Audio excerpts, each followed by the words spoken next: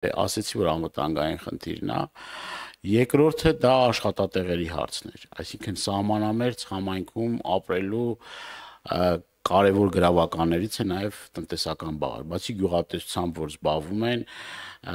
տեղեր խնդիրներ կա, որովհետև արոտավայրեր են անցել թշնամու, նաև այն տարածքները, որ թշնամու վերահսկողության տակ է, դժվարանում են այդտեղ զբաղվել անասնապահությամբ, որոշներն ասում են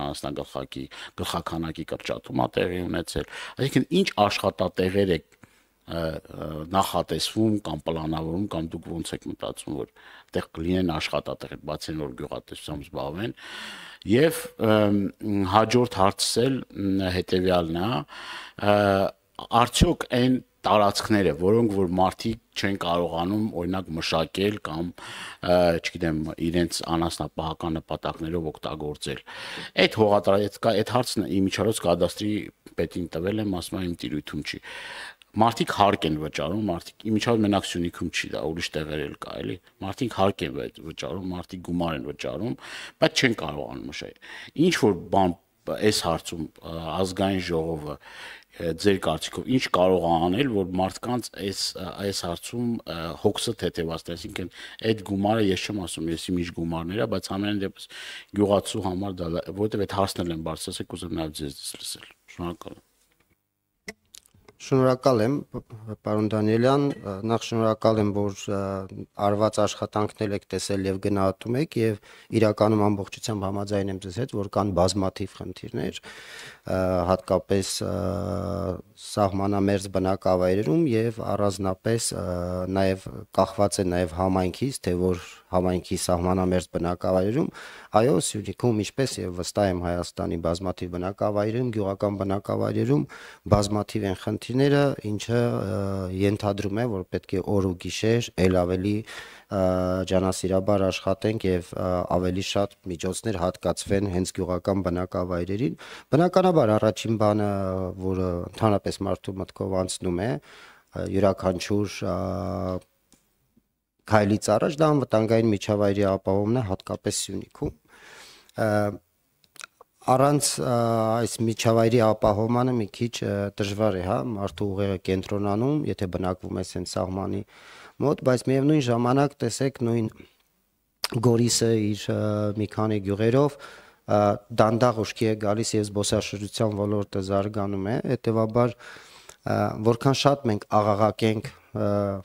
կրակոցի ձայների մասին, այնքան քիչ մարդ ցանկություն կունենա գնալ եւ դրանով մենք ինքներս վնասելու ենք հենց մեր համայնքներին եւ մեր տնտեսվարողներին։ Ես կարծում եմ, որ ճանապարհը մեկն է, պետքա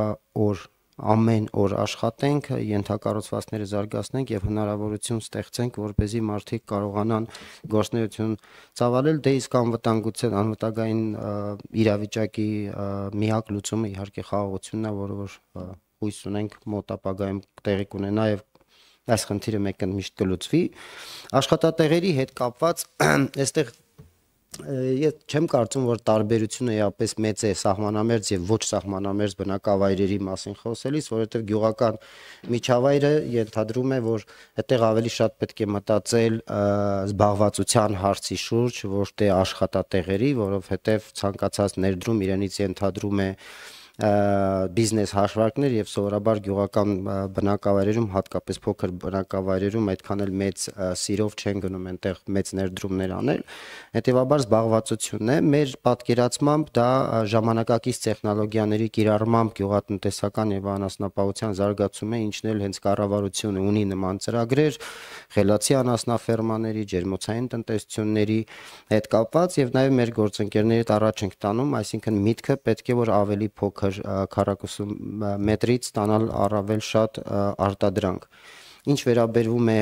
հողերի, ընդհանրապես հողատեսքերի հետ կապված, ես անձամբ վստահ եմ, որ նախ եւ առաջ պետք է